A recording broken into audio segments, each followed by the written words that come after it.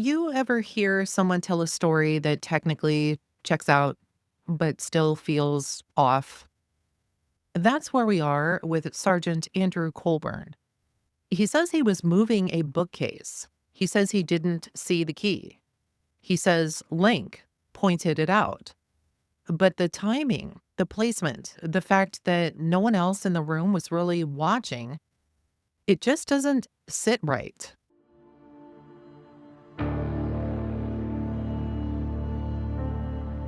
In the last episode, we continued with Colburn's testimony, and it got a little uncomfortable. We learned that he and his partner, Lieutenant Lenk, were both deposed in Steven Avery's civil lawsuit, and Colburn admitted he'd thought about the possibility of being named as a defendant.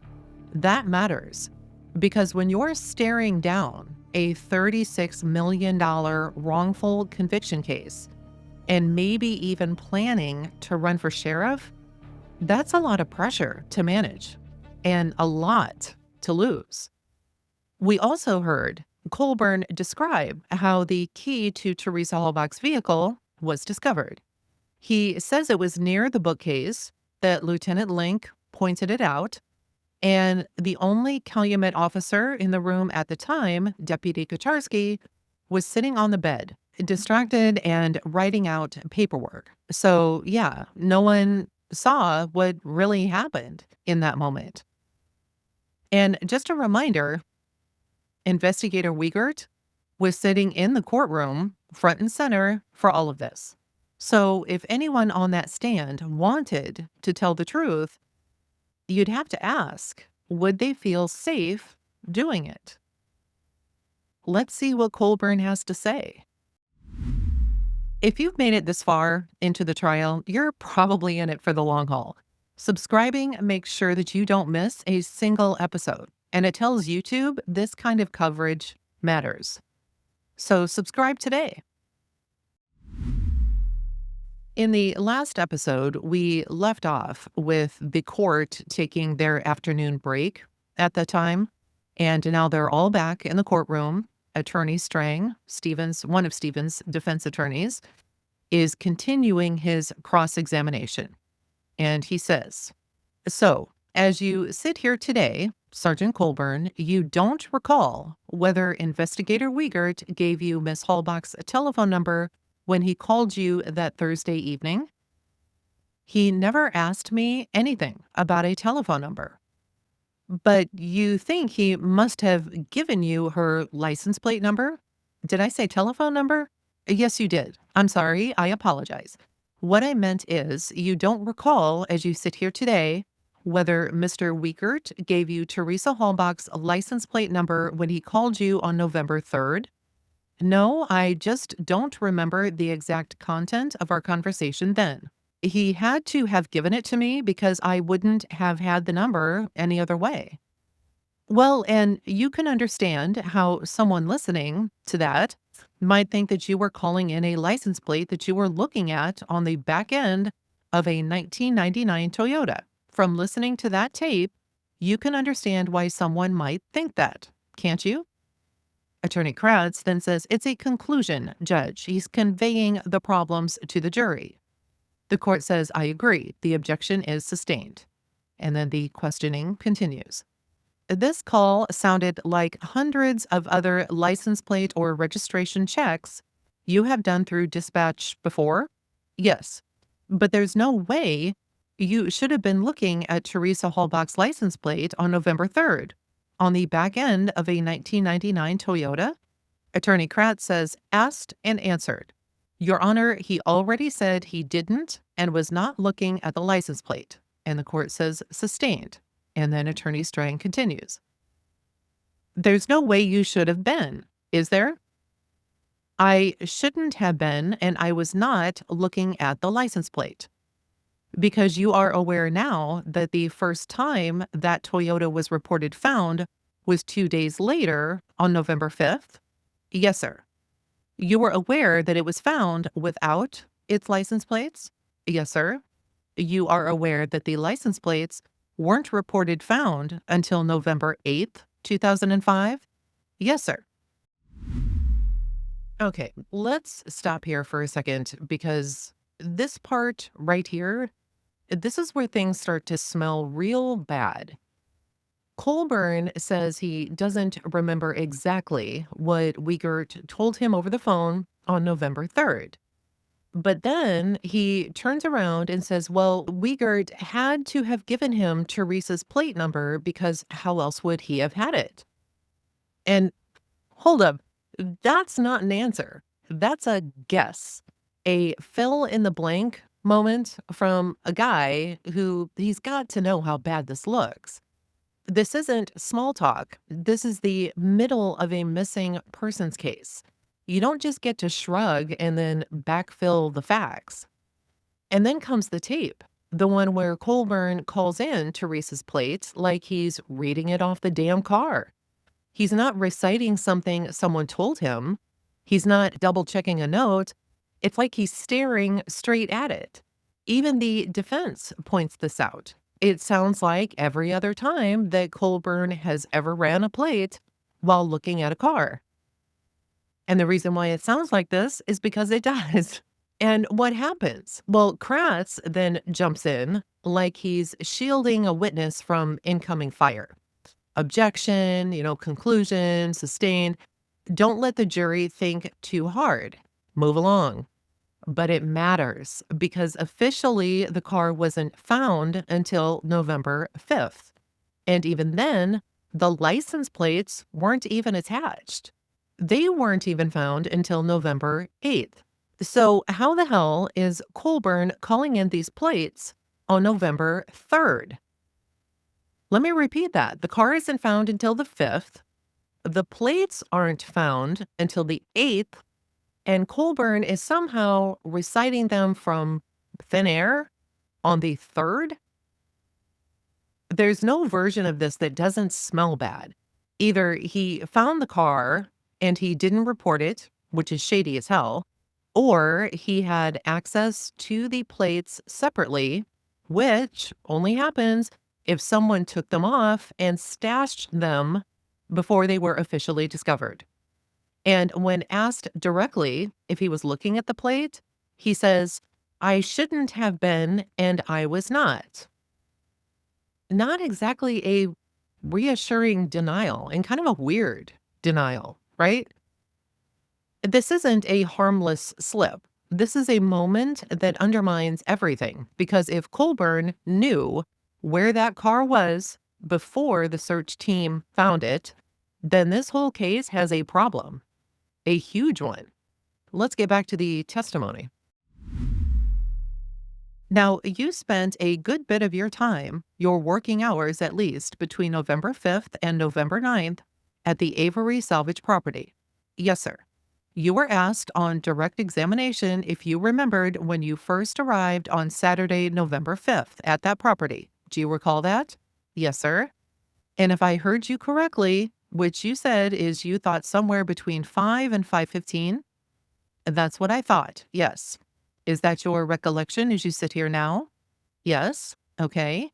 Now, that's a question that you have been asked at a prior hearing in this case, correct? Yes. Back on August 9th, 2006, you testified at a hearing? Yes. Attorney Strang then says, page 42, counsel. And then he continues. And on August 9th, 2006, you were asked the following question and gave this answer. The question, okay, now moving on to Saturday, November 5th, can you tell me what time you arrived at the Avery property? And your answer was, sometime between 6 and 6:30 in the evening. And I will show you the transcript. Is that the question you were asked and the answer you gave on August 9th? Yes, it is.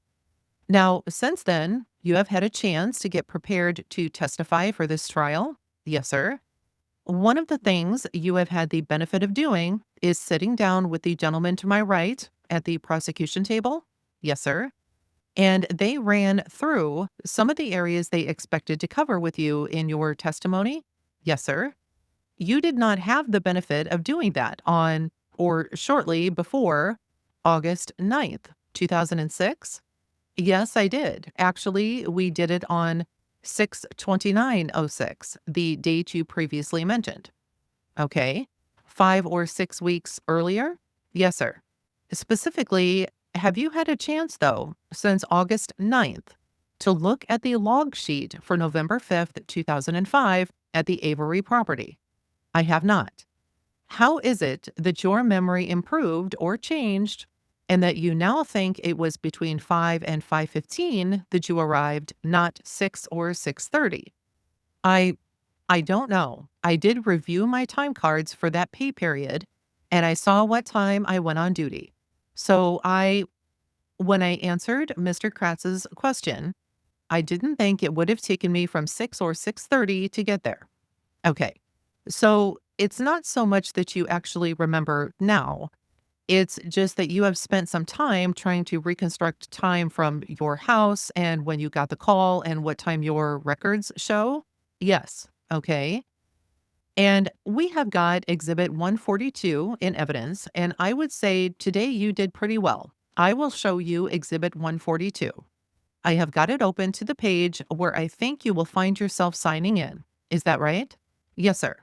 5:12 p.m. Yes, sir. That would be the sign in out by the command post. True? I don't know. I have never seen this form before today. That's what it looks like. Well, the question really is, where do you remember logging in? I thought we logged in out by Avery Road and 147. But if you say it's by the command post, that could be. No, no, no, I wasn't there. Avery Road and 147, in other words, even farther out from the command post? Yes, sir. To get anywhere near the property, you had to log in? Yes, sir. All right. 5:12 p.m., you log in? Yes, sir. Do you recall now whether Lieutenant James Lenk was there when you arrived on November 5th? I don't know if he was there or came later. I don't know. Okay. And do you know that you logged out with him and with Detective Remacher that evening? Do you recall that? Yes, sir. And indeed, we can see that if you flip forward a couple 3 pages, can you find where you have logged out on Exhibit 142? Yes, sir. The 3 of you, Lenk, Colborn, Remacher, log out another 10:41 p.m.? Yes, sir. Now, you were, as I say, spending most of your working hours out there somewhere on the Avery property from November 5th through at least November 9th? Yes, sir. You, as you told us already, you went into Steven Avery's trailer a number of different times during those several days? Yes, sir. You said on direct examination that, at least initially, you still viewed this as a missing persons case? Yes, sir. You also knew that by the time you entered Mr. Avery's trailer at 7:30 on Saturday, November 5th, you were doing so with a search warrant?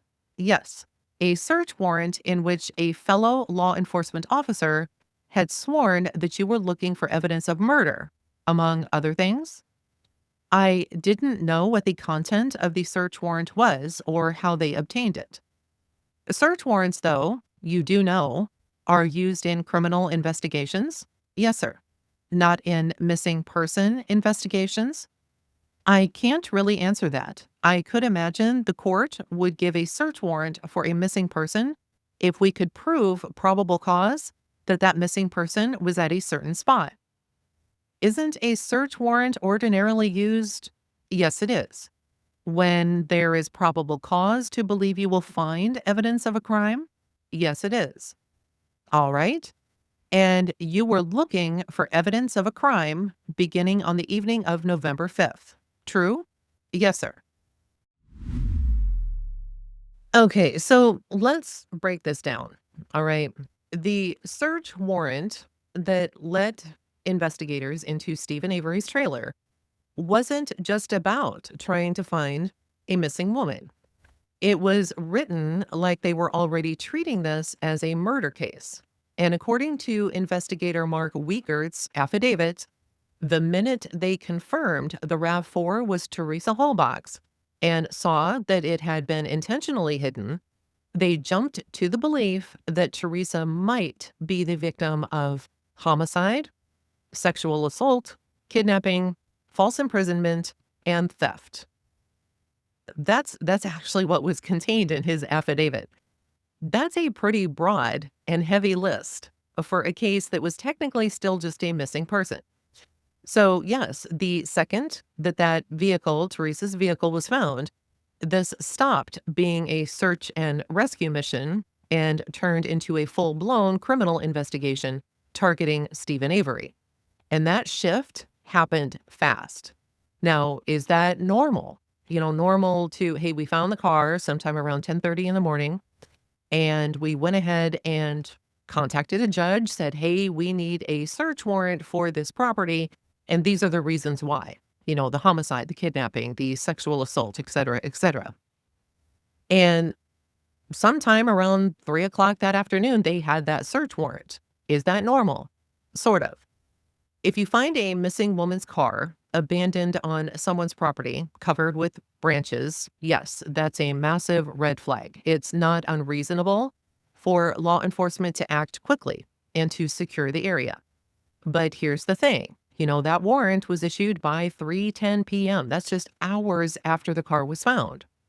So ask yourself this: how much investigating did they really do before deciding this was a murder scene or a potential murder scene, before ever speaking to Avery, before even confirming where Teresa's body was, if there was one? They moved really fast on this. And here's what doesn't make sense. If they truly believed that Teresa was the victim of all these violent crimes, and if the evidence they needed might be inside Avery's trailer, why didn't they go in right away?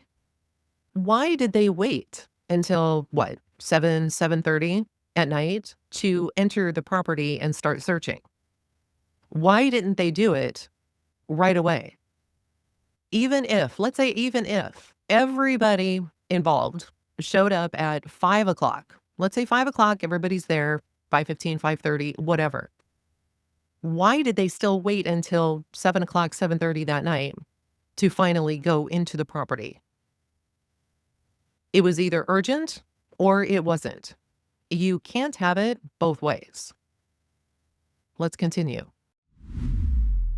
One of the things you do as an evidence technician is you wear latex gloves, just like those that Mr. Wiegert had on earlier when you searched someone's home or garage or whatever it is.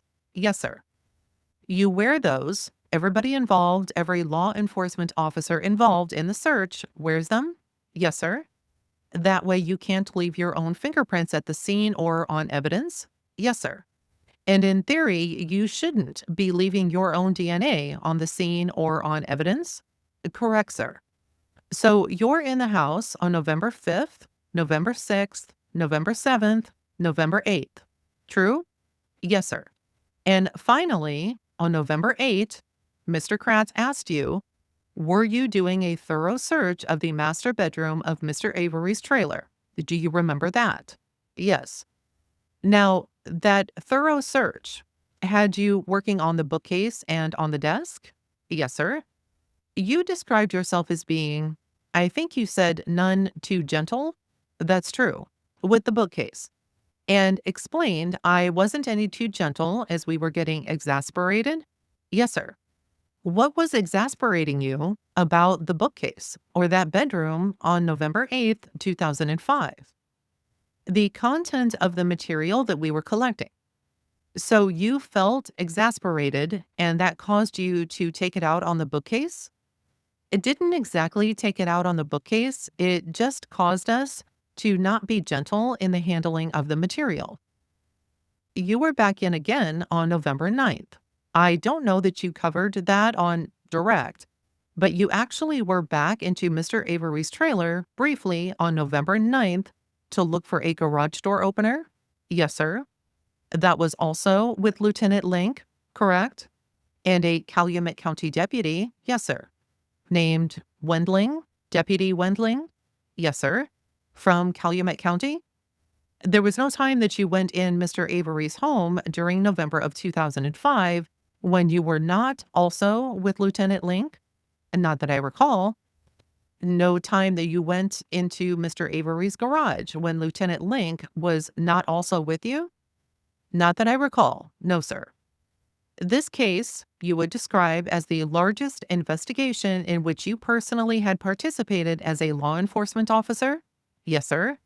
Some of the lengthiest searches, if we take November 5th through November 9th as a whole, in which you have participated? Yes, sir. Led to various serious charges against Mr. Avery? Yes, sir. You now know that the law enforcement agencies involved, principally Calumet County Sheriff's Department and the Division of Criminal Investigation, have generated hundreds or thousands of pages of police reports? Yes, sir. Your total contribution to these reports is what? A little bit under half a page as of November 8th, 2005? That's correct, sir. And then about another page as of June 29th, 2006? Correct. The report that you filed on or shortly after November 8th, 2005 makes no mention of the Toyota key? That's correct, sir. Would you like to see it? No, I believe you. In fact, the only thing you discuss in your report is that on November 8th, 2005, you were using these cotton swabs about which we have all heard a lot and distilled water to collect some blood spots in the bathroom and laundry room of Mr. Avery's trailer? Yes, sir. Were there things that you did not want to commit to paper in a report? No, sir. And it all began, I guess, your involvement in this investigation began that Thursday night, November 3rd, 2005? Yes, sir. And that's the report that we established you wrote more than 7, nearly 8 months later? Yes, sir. That is, it was almost 8 months after that conversation with Steven Avery, the first conversation with him in this investigation, that you wrote down what you say he said to you back on November 3rd? Yes, sir. Did you have any rough notes, notepad, anything to work off when you wrote that report in the heat of June 2006? No, I did not, sir. Well, about 8 months, but then again, while we're on Steven Avery and your reports about him, the phone call you took way back in 1994 or 1995 when you were working in the jail, the phone call where a detective from another law enforcement agency told you you may have the wrong guy in jail. That one? Yes, sir. Did you ever write a report about that? No, sir. Well, actually, you did, didn't you? It was about 8 years later, wasn't it? I wrote a statement on it. Yes, sir. You wrote a statement after Sheriff Peterson suggested that maybe you should? Yes, sir. You wrote that statement in 2003 about the 1994 or 1995 telephone call? Yes. You wrote that statement in 2003, the day after Steven Avery finally walked out of prison, didn't you? I don't know what day Steve was released from prison, but I wrote the statement in 2003.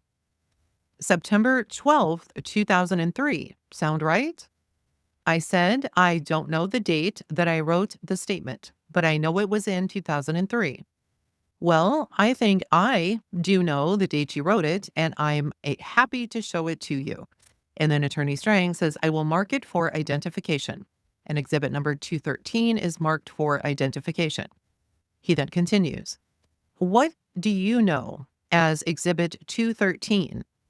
That's the statement I wrote after speaking with Sheriff Peterson. What's the date of your statement? September 12th, 2003.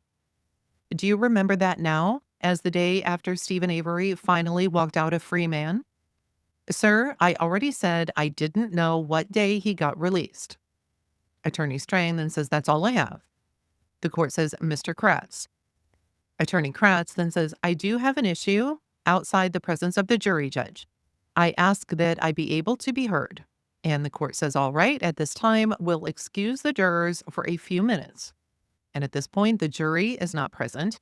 And Attorney Kratz says, I think the witness should be excused as well.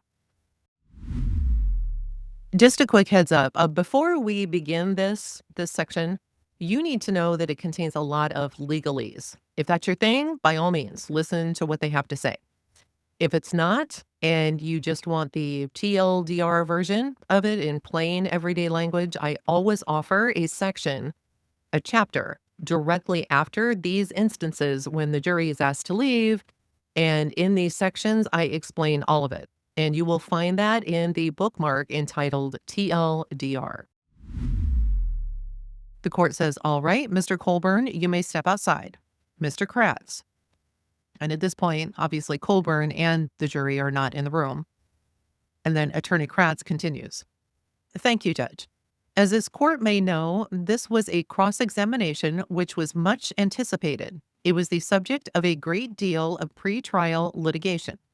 It was the point in the trial where the defense had represented to this court in something that's called an offer of proof, which is a lawyer's obligation, at least as this court presented it to the defense, to tell the court what the defense intended to show at trial. When submitting the defense theory of the case in response to the state's motion to exclude evidence of blood vial of planting evidence, the defense, in their offer of proof, told this court, promised this court, that the defense would, with evidence, would show that this witness, Mr. Colborn, or the next witness, Mr. Lenk, somehow obtained a vial of blood from the clerk of court's office in Manitowoc County and planted that evidence or planted that blood in Teresa Halbach's SUV. Now, we have heard Mr. Strang's opening statement where planted evidence has been alluded to. We have heard cross-examination of other law enforcement witnesses by Mr. Buting specifically, where he asked whether those officers expected that their superiors would be planting evidence in this case. But now, when it would logically come up in trial, now when evidence would logically be presented, or when the very witness in the defense offer of proof comes before this court and is able to be asked regarding sneaking into the clerk's office or stealing a vial of blood or planting evidence, we hear nothing. And despite the contamination by the defense throughout this entire jury selection process, which this court, I think, can take judicial notice of, you heard all the questioning about the vial of blood in the clerk's office in jury selection. You heard the contamination in press releases. You heard the contamination in opening statements. Now, for the first time, when evidence should be placed into the record, or at least placed into this particular case, we hear nothing. And so, Judge, I'm asking for alternative direction or rulings from the court first, if the defense is abandoning their planting evidence theory. The state needs to know that, and we need to know that now, because there shouldn't be any more questions of, are you friends with Mr. Lenk? Or any questions of any other witnesses about a planting or about blood vials. If they intend not to honor their offer of proof, if the defense now intends not to, as they told this court, in response to the state's motion to exclude this very evidence, that they would prove that evidence from the clerk's office by way of vial of blood would be brought into this case. If they do, in fact, that is, if the defense does in fact intend to abandon that defense, then I will be asking for curative instructions of this jury at this time that up to this point in the trial, they should disregard Mr. Strang's opening statement when he talked about further evidence of planting evidence of any other witnesses that have been asked about planting evidence or any reference at all to blood vial type evidence. If, in fact, I'm mistaken, if I am jumping the gun, if you will, if this is all going to be Lieutenant Lenk now, rather than Sergeant Colborn, then I am happy to be the first one to stand corrected. But if this defense is going to be abandoned before I redirect this particular witness, the state is entitled to that ruling and we're entitled to that information.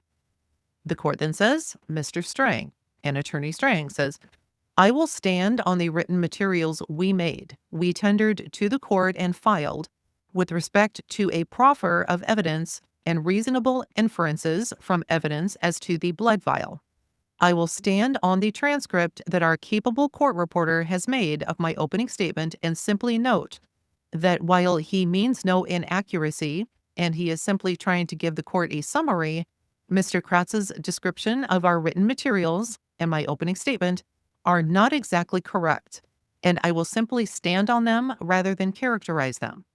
Second, just by the by, we haven't gotten to the defense case in chief yet at all. We're not in the prosecution case in chief. So all of this at some level would be wildly premature. But beyond that, to confront it most directly, I'm idealistic.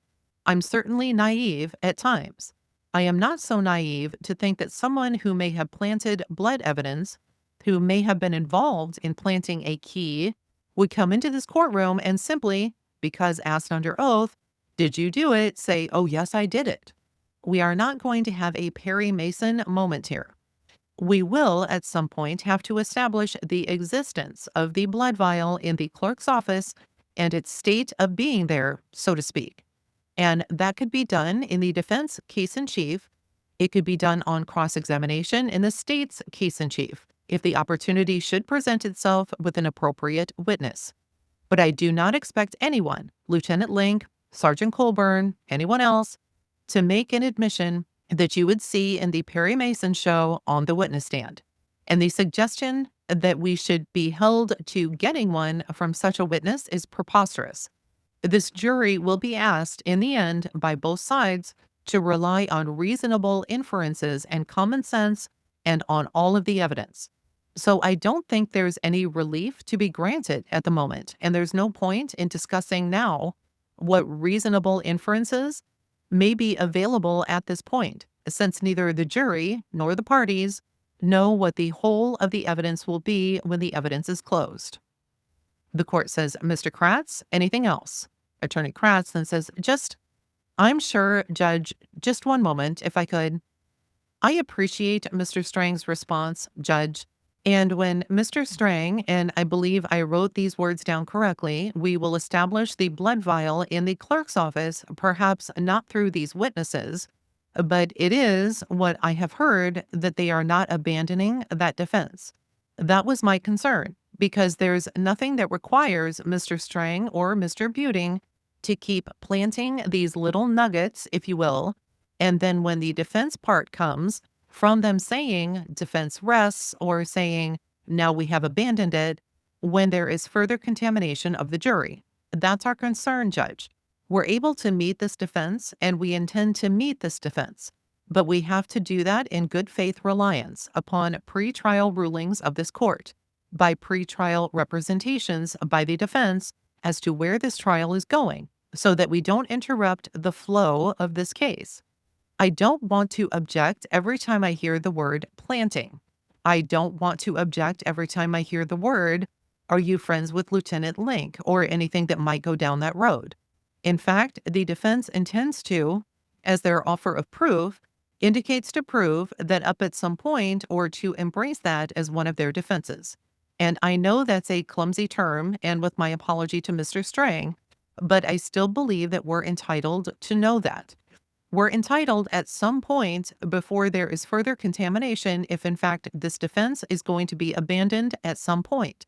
The state is entitled to know that. That was my point in putting it on the record at this very moment before I proceed with my redirect examination. And the court says, "I don't know that the defense disagrees that if they should abandon that defense, that you would be entitled to some notice. But I don't understand the defense to be saying that they are abandoning that defense." Attorney Strang says the court is right on both counts. And this is, I would like to know too, whether the state is abandoning the false imprisonment charge. But until we at least get to the point where the state rests its case in chief, that's all premature. And I understand Mr. Kratz's concerns. I don't know that if we were abandoning any defense, that I would have done the same cross-examination, or for that matter, that Mr. Colborn would have been called on direct at all. Attorney Kratz then says, "What I would, just as a final point, Judge, I would ask then that before the state rests, before the state concludes its part of the case, that we be allowed a hearing, that we be allowed an opportunity on an admissibility hearing or to meet what at least has been presented to this point. We have heard about vials of blood. We have heard, the jury has at least heard substantially during the voir dire process about a vial of blood in the clerk's office. We don't have, obviously, any results from the FBI at this particular point yet. But if and when we do get those, I know that there is some disagreement as to what's rebuttal evidence and can rebuttal or reply evidence be put in even in the state's case in chief. Because if the defense technically wouldn't call one single witness and the state relied upon the defense representation that they intended to put this in and the defense changed their mind, we would be precluded from meeting the challenges, or at least meeting the assertions that had been made up to this point. So perhaps more by way of prediction between now and the close of the state's case, we will be asking for a hearing on this very issue. I don't intend to have this conversation again. Mr. Strang is right. We'll wait to see how the case plays out. But prior to the state being precluded from meeting this defense, or at least from presenting evidence relevant to this particular topic, and before the state rests, we will be asking for a more extensive opportunity to be heard, even if it's just in writing. Judge, we will submit something, but we will need some kind of a ruling before the state does rest its case. God, he is so freaking wordy. It's like, geez, just get to the goddamn point. The court then says, all right, if I'm reading your comments correctly, you are not asking the court to do anything at this point in time, but you are indicating that you may be asking for relief of some kind at the close of or before the close of the state's case, pending whatever action the defense takes between now and then.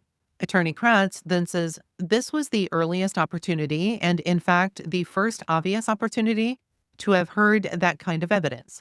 Since I didn't hear it, I am putting the court and defense on notice of our position. The court says, Mr. Strang. Attorney Strang says, fair enough, and I think I should, in the spirit of the disclosure that Mr. Kratz has struck, add joining part of what he said. I mean, clearly, because about half, I think, of the blood vial sample has been sent off to the FBI for testing, and we expect testing is ongoing. Clearly, there will have to be a hearing. Mr. Kratz may have one type of hearing in mind. We have another. Certainly a Walstead hearing, and there are a variety of other issues that may arise with the FBI testing.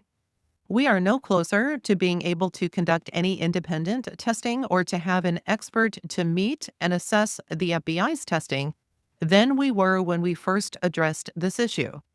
We have received a protocol from the FBI, thanks to Mr. Gahn for that. We got that, I don't know, at the end of last week, I think. And we'll be filing a motion addressing, in writing, the issues that this testing and the denial of defense opportunity for independent testing, or even for a reasonable chance to find an expert to meet and help us assess, possibly contradict the FBI test results. It raises a whole field of fair trial and due process issues here. I will address those in writing. I hope to file that before the end of this week. I expect the state would want a chance to respond in writing, and, whatever I see as heading is the court needing to schedule, conceivably. I mean, on Wednesday, gets FBI results and what they are, the court needing to set a fair amount of time aside to address the whole cluster of issues surrounding that FBI testing. The court then says, all right, anything else before we bring the jury back in and allow the state to redirect? Attorney Kratz says no. And Mr. Strang's comments are certainly well stated, and we actually join that, Judge. We will need a day, and whether it's going to be on a weekend or whether the court is going to allow a day or the better part of a day, that the jury gets a probably much needed day off, we'll need to schedule that within the trial. But I am prepared with my redirect at this time, Judge. The court says, very well, we can bring the witness back in and the jurors. Okay, so what just happened, right? What was this all about? Ken Kratz, the prosecutor, he flipped out essentially because the defense didn't come right out and accuse Colborn of planting blood during their cross examination, even though they'd hinted at it in jury selection, in press interviews, and even in their opening statement. He basically said, if you're not going to make that claim in court, stop poisoning the jury with the idea. Kratz demanded that if the defense was going to drop this whole planted evidence angle, they should say so officially right then and there.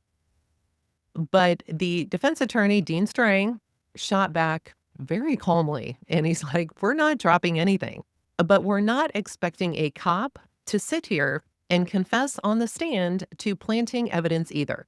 That's not how this works. We'll show our evidence in our own time, probably during our part of the trial, not during yours. He also pointed out that it's way too early in the trial to assume what they will or won't present. The defense hasn't even started their case yet. Kratz then asked for a future hearing before the state finishes its case, just in case the defense doesn't bring it up again. He doesn't want to be caught off guard. Finally, they all agreed that they'll deal with it later, especially once the FBI finishes testing, the blood vial for tampering. The judge gave the green light to continue and then brought the jury back in. And at this point, everybody is brought back into the courtroom, and the court says, Mr. Kratz, at this time, you may begin your redirect. Attorney Kratz says, thank you, Judge. And then he starts his redirect questioning. Sergeant Colborn, just a very few follow-up questions. Mr. Strang asked you if you had written a report about that telephone call that you had sometime in 1994 or 95. Do you remember that question? Yes, sir. Do you remember your response? My response was no, that I did not write a report about it. As you look back in 1994 or 95, if you would have written a report, what would it have been about? That is why I didn't do one. I don't know what it would have been about, that I received a call and transferred it to the detective division. If I wrote a report about every call that came in, I would spend my whole day writing reports. Did this person ever identify the individual that they were talking about? No, sir. There were no names given. Let me ask you this. As you sit here today, Sergeant Colborn, do you even know whether that call was about Mr. Steven Avery? No, I don't. Mr. Strang also played a telephone call for you, a call to the dispatch center, wherein you asked to verify a license plate. Do you recall that? Yes, sir. Do you know if you made that inquiry of the dispatch center before or after you went to the Avery property on the 3rd of November? I did not. No, sir. I would think. I don't know. Mr. Strang asked whether or not it was common for you to check up on other agencies, or perhaps I'm misphrasing that. But when you are assisting another agency, do you commonly verify information that's provided by another agency? All the time. I'm just trying to get, a lot of times when you are driving a car, you can't stop and take notes. So I'm trying to get things in my head. And by calling the dispatch center and running that plate again, it got it in my head who that vehicle belonged to and what type of vehicle that plate is associated with. All right. Mr. Strang also asked you about a interview that you had with a investigator Steyer from the Calumet County Sheriff's Department sometime in January of this year. Is that correct? Yes, sir. Mr. Strang asked you if, when investigator Steyer asked if you were able to, at that time, back in January, to recreate your day, if you will, on your day off on the 4th of November. Is that the substance? Yes, sir. And in January, were you able to do that? No, sir. Have you since been asked to recreate or to re-examine your comings and goings on the 4th of November? Yes, sir. And have you now been able to do that? Yes, sir. At any time during the 4th of November, were you anywhere near the Avery salvage property? No, I was not. At any time other than what we have heard about on the 3rd, were you anywhere near that salvage property? No, I was not. Again, before arriving there on the 5th of November, had you gone near or approached anywhere around the Avery salvage property itself? No, sir, I had not. Attorney Kratz says that's all the redirect I have of this witness. Thank you very much, sir. The court then says, Mr. Strang, and Mr. Strang begins his recross. How many calls have you ever gotten in your law enforcement career from another police officer suggesting you had the wrong guy in jail? I don't know. I can't recall any others. That's all I have. The court says, all right, you are excused. Mr. Kratz, the state may call its next witness. All right. So now that Colborn's testimony, at least in this portion of it, is finished, let's hear what Kathleen Zellner, Steven's post-conviction attorney, turned up and what she had to say about all of this. According to her findings, Colborn is actually front and center in one of the most suspicious moments in this entire case, calling in Teresa Halbach's license plate before the RAV4 had actually been found. Yep, that's not just weird. That's a red flag with sirens on top of it. Zellner lays it out like this, that on November 3rd or 4th, Colborn calls dispatch and reads off Teresa's plates. But here's the kicker. He doesn't say where he is. He doesn't act like he's looking at a vehicle. He doesn't explain how he even has access to this number. He just calls them in like it's no big deal. But it is a big deal. Because according to the state's own timeline, the vehicle wasn't discovered until November 5th by a volunteer searcher. So unless Colborn's psychic, there's only a couple of ways he could have had those plates. He found the car earlier and didn't report it, which is shady as hell, or he was looking at the plates off the vehicle, which opens up a whole other level of tampering. Zellner argues that this moment should have been a bombshell at the trial, but Avery's trial attorneys barely touched on it. They didn't dig into the call's timing. They didn't challenge the lack of a report about this. They didn't raise hell about these implications. And according to Zellner, that's not just bad lawyering, it's ineffective assistance. And let's just say it. If Colborn saw that RAV4 before the official discovery and stayed quiet, that's not a mistake. That's a cover-up.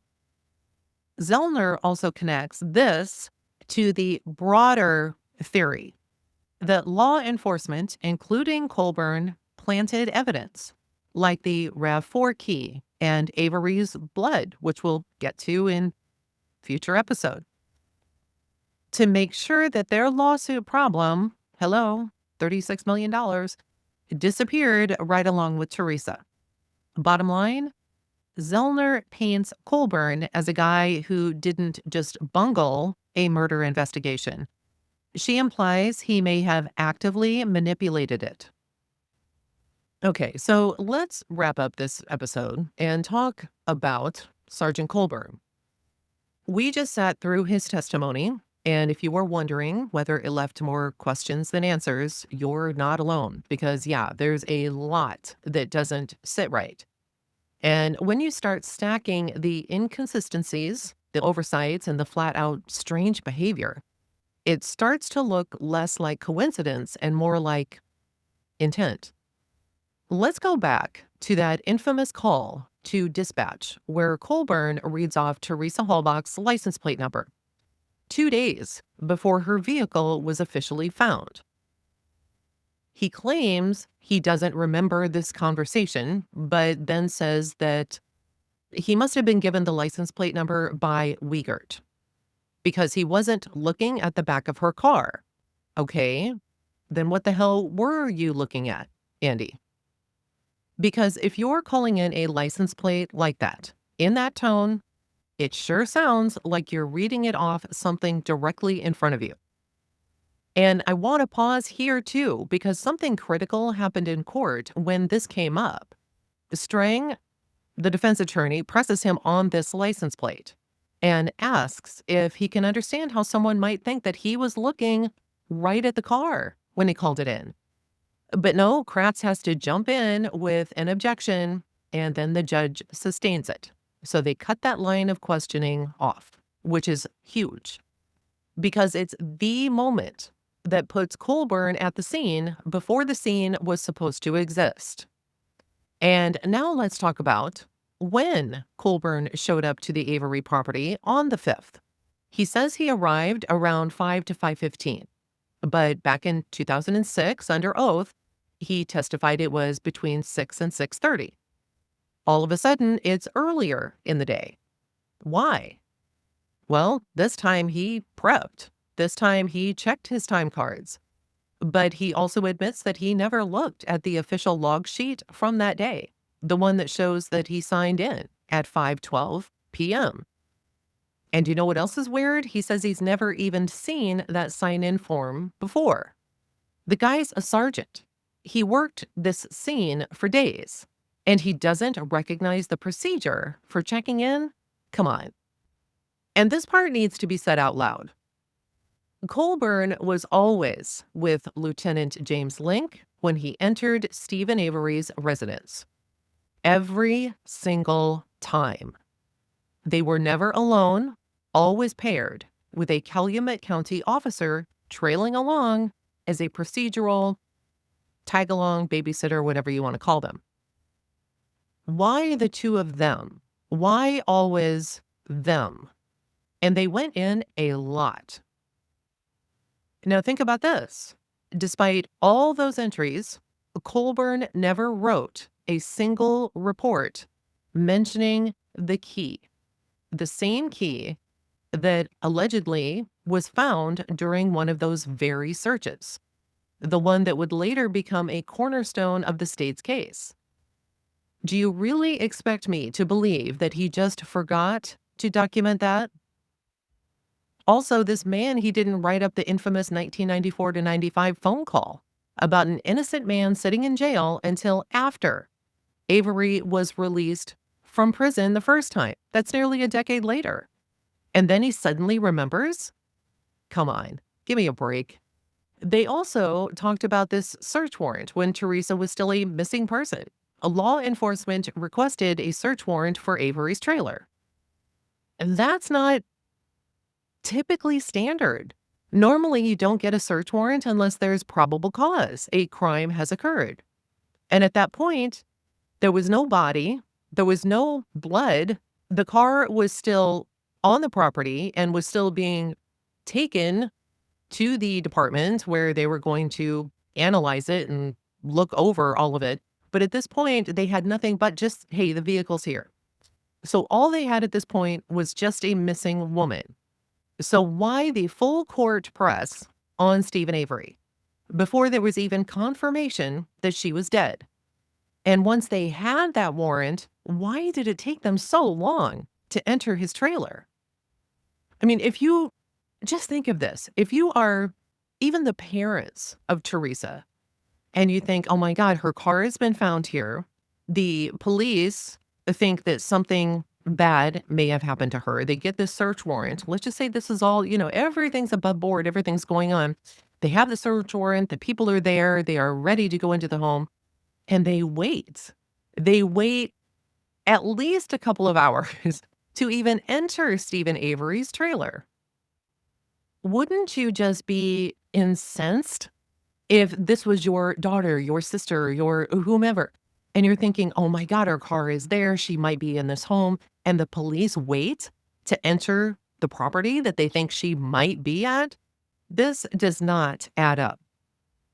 And remember that whole courtroom sidebar drama about the blood vial and the planting evidence?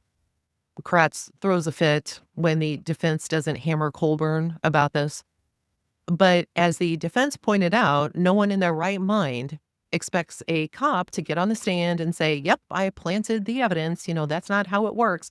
And let's not forget, that this entire time and within the courtroom at all times is investigator Wiegert, who was also directly involved in all of these searches.